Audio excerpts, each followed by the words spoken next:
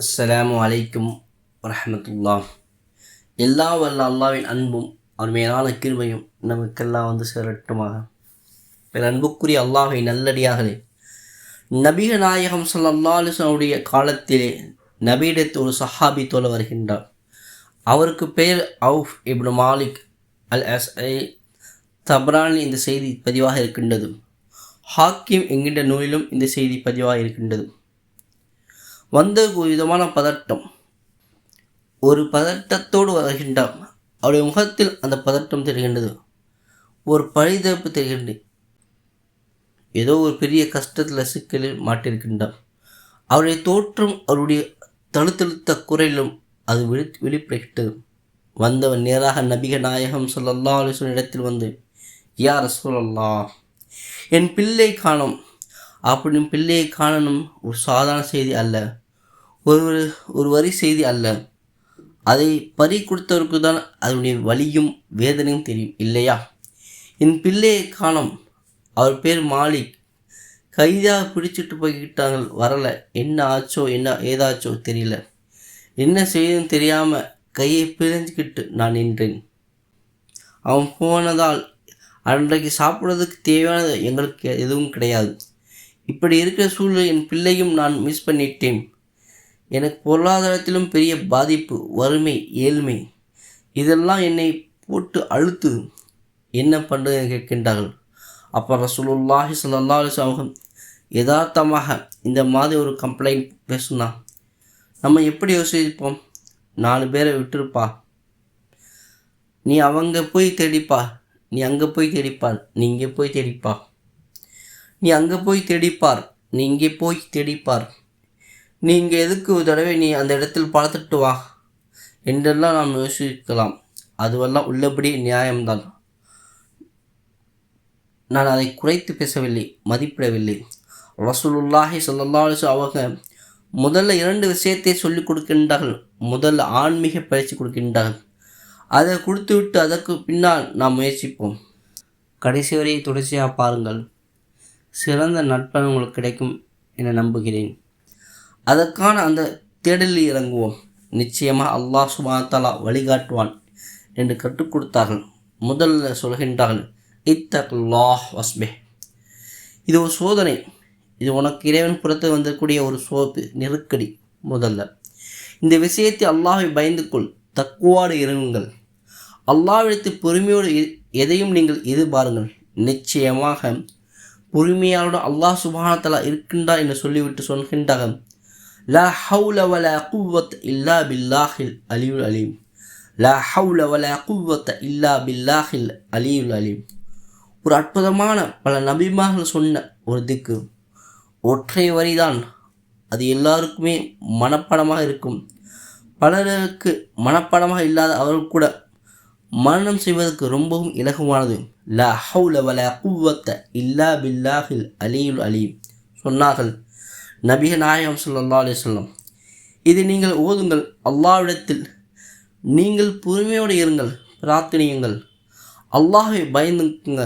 நிச்சயமாக அல்லாஹ் சுப்ஹானஹு வ தஆலா உங்கள் பிள்ளையை ஒன்றும் செய்ய மாட்டான், உங்களை விட்டு பிரிக்க மாட்டான், கொண்டு வந்து சேர்த்துடுவான். நீங்கள் இழந்தது உங்களுக்கு கிடைக்கும். அது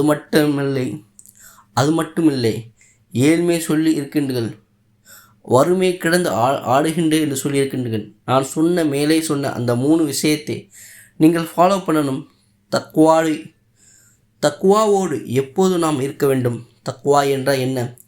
இழப்பில் சமயத்தில் அல்லது ஏதாவது கஷ்ட சமயத்தில் மட்டும் அப்படி கூனி குறுகி முகத்தை எல்லாம் ஒரு மாதிரி வச்சுக்கிட்டு 2 சொட்டு கண்ணீர் விட்டு அழுதுட்டு அந்த நிலை கடந்த பின்னால் சாதாரணமாக மாறுது இல்லை தக்வா. எல்லா நேரத்திலும் கஷ்டம், சந்தோஷம், மகிழ்ச்சி, துக்கம், எல்லா நேரத்திலும் என் ரப் பார்த்துட்டு இருக்கின்றான் என்ற உணர்வோடு அவனுக்கு பயந்த ஒரு வாழ்க்கை வாழ்வதற்குரிய பெயர் தான் தக்வா. அந்த நிலையை நீங்கள் மேற்கொள்ளவும். 2வது, உங்களுக்கு வரக்கூடிய சோதனை நீங்கள் பொறுமையாக இருக்க வேண்டும். 3வது, லா ஹவுல வலா குவ்வத்த இல்லா பில்லாஹில் அலியுல் அலீம். இதை நிறைவாக சொல்ல வேண்டும். அல்லாஹ் சுப்ஹானஹு வ தஆலா உங்களுக்கு நீங்கள் இழந்ததை கொடுப்பான், நீங்கள் எதிர்பார்க்கக்கூடியதையும் கொடுப்பான், இரண்டையும் சொன்னார்கள்.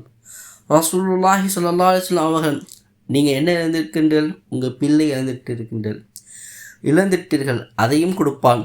நீங்கள் வறுமை என்று முறையிட்டீர்கள், கஷ்டப்படுகிறேன், ஏழ்மை இருக்கின்றேன், நீங்கள் எதிர்பார்க்கக்கூடிய செல்வத்தை அல்லாஹ் சுப்ஹானஹு வ தஆலா தருவான் அப்படின்னு சொல்கின்றான். போனார்கள். இந்த விஷயத்தை மனைவி கிட்ட போய் ஆஃப் இப்னு மாலிக் நஸ்ஐ சொல்கின்றார்கள், ரசூலுல்லாஹி ஸல்லல்லாஹு அலைஹி வஸல்லம் சொன்னாங்களாம், கண்டிப்பாக நாம் செய்வோம். அப்படி அந்த அம்மாவும் சேர்ந்து உட்கார்ந்த அன்னைக்கு அல்லாஹ்விடத்து பொறுமையோடு மண்டாடினார்கள். இந்த கலிமாவை லா ஹவ்ல வலா குவத்த இல்லா பில்லாஹில் அலியுல் அலீம் அவர் இரவெல்லாம் அல்லாஹ்வை முன்வைத்து ஓதிக்கொண்டிருந்தார்கள். இந்த வார்த்தையை நல்லா கவனிங்க. மனிதர் செய்யக்கூடிய முயற்சியை விட அல்லாஹ்விடத்து ஒப்படைத்த பொழுது அங்கிருந்து கிடைக்கக்கூடிய பலன் மகத்தானது. ராத்திரி எல்லாம் தேடி இருந்தால் கூட கிடைக்க முடியாத ஒரு சந்தர்ப்பம் ஏற்பட்டிருக்கலாம். ஆனால் நபியின் வார்த்தை மீது நம்பிக்கையோடு அல்லாஹ்வின் சன்னிதானத்தை இதை மொத்தமாக கொட்டிய பொழுது அல்லாஹ் சுப்ஹானஹு வ தஆலா கொடுத்த வெகுமதி என்னன்னு பாருங்கள். ஓதிக்கிட்டே இருக்கின்றால் அதிகாலையுடைய சமயம் கதவு வேகமாக தட்டப்படுகின்றது. போய் தகப்பனார் ஆஃப் இப்னு மாலிக் போய் கதவை திறக்கின்றார்கள். திறந்து பார்த்தால் தன்னுடைய மகன் மாலிக் நிற்கிறான். கட்டி அணைத்து கொண்டு பிடிச்சுக்கிட்டு சொன்னார், எப்படிப்பா நீ வந்த? என்னை கைதியாக அடைச்சி வச்சிருந்தார்கள் கூடாரத்தில், எப்படியாவது தப்பிக்கலாம்னு யோசிச்சுட்டே இருந்தேன். எல்லாரும் ராத்திரி மது குடித்து விட்டு அப்படியே மயங்கி கிடந்தார்கள். அந்த நேரம் பார்த்து நான் எப்படியோ என்னுடைய கையில் மாட்டியிருந்த விலங்கை எல்லாம் அவிழ்த்து விட்டு நான் ஓடோடி வந்து விட்டேன். வர்ற சமயத்தில் 2 ஆச்சரியம் பார்த்தேன். நான் என்னை வரும்பொழுது எப்படி உணர்ந்தேன்னா, ஆகாயத்தை என்னை அப்படியே வேகமாக கடத்தி கொண்டு வரது போல் ஒரு கடுமையான வேகத்தில் ஆகாயத்தில் பறந்தால் எப்படி வருவோம், அப்படியான வேகத்தில் என்னை யாரோ அப்படியே கடத்தி கொண்டு வந்ததை போன்று உணர்ந்தேன். 1.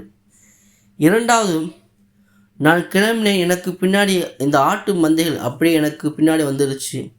வரலாற்று எழுதுகின்றார்கள், எத்தனை ஆடுகள் வந்தது என்றால் 4000 ஆடுகள் வந்ததாம். 4000 ஆடுகள். அப்போ அவுஃப் இப்னு மாலிக் வர்ற வரைக்கும் சந்தோஷம், அல்ஹம்துலில்லாஹ் வச்சுக்கும் அப்படி சொல்லலை. ரசூலுல்லாஹி ஸல்லல்லாஹு அலைஹி வஸல்லம் கிட்ட போகின்றார்கள். போன பின்னாடி இந்த விஷயத்தை எல்லாம் சொல்கின்றார்கள். யார் சொல்லலாம், நீங்கள் சொன்ன மாதிரி இந்த 3ஐயும் ஃபாலோ பண்ணினோம். அல்லாஹ் சுப்ஹானஹு வ தஆலா என் பிள்ளையை கொண்டு வந்து சேர்த்து விட்டான். இப்போ உங்கள்கிட்ட நாங்கள் வேண்டி நிற்கின்றது, இவர் கூட இவ்வளோ ஆடு வந்திருக்கின்றது, 4000 ஆடுகள் வந்திருக்கின்றது அப்படின்னு சொல்கின்றார்கள். ரசூலுல்லாஹி ஸல்லல்லாஹு அலைஹி வஸல்லம் அப்போ தான் சொல்கின்றார்கள், உங்கள் விஷயத்தை அல்லாஹ் சுப்ஹானஹு வ தஆலா வசனத்தை இறக்கின்றான். எவ்வளோ புல்லரிக்கக்கூடிய நிகழ்ச்சி, அதை பாருங்கள். எவ்வளோ அழகான பாடகங்களை சஹாபாக்கள் வாழ்க்கை நமக்கு தருகின்றது.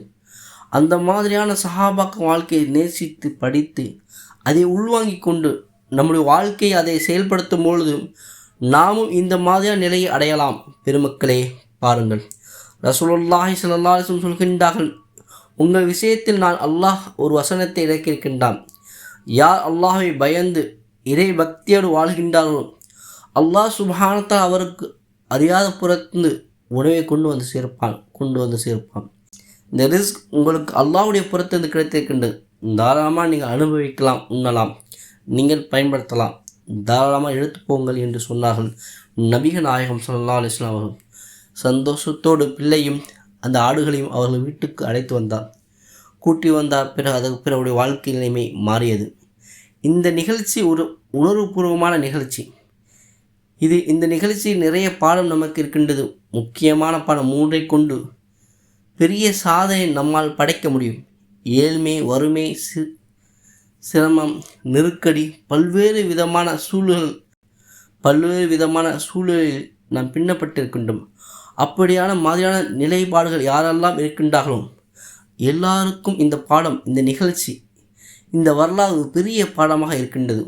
3 விஷயம். எப்பொழுதும் நம்மளுடைய வாழ்க்கை நிறைவாக இருக்கட்டும். இறைவனை பயந்து வாழுதல், நான் சொல்லிட்டேன். இறைவனை பயப்படுவது என்பது நமக்கு சோதனை வரும் சமயத்தில், கஷ்டம் வரும் சமயத்தில் மட்டும் அல்ல. இறைவனை பயப்படுவது என்பது நமக்கு சோதனை வரும் சமயத்தில், கஷ்டம் வரும் சமயத்தில் மட்டும் அல்லாஹ் அல்லாஹ் அல்லாஹ் என்று சொல்வது அல்ல. எல்லா நேரத்தையும் அல்லாஹ் இருக்கின்றான் உணவோடு வாழ்வது. இரண்டாவது ஏற்படுகிற சோதனை பொறுமையாக இருப்பது. மூன்றாவது லா ஹவுல வலா குவத்த இல்லா பில்லாஹில் அலிவில் அலீம். எல்லாம் வல்ல அல்லாஹ் சுப்ஹானஹு வ தஆலா இதை பின்பற்றி நடக்கக்கூடிய பாக்கியத்தை எனக்கும் உங்களுக்கும் தந்தல் புரிவானாக. வாஹிதவானா அல்ஹம்துலில்லாஹி ரப்பில் ஆலமீன்.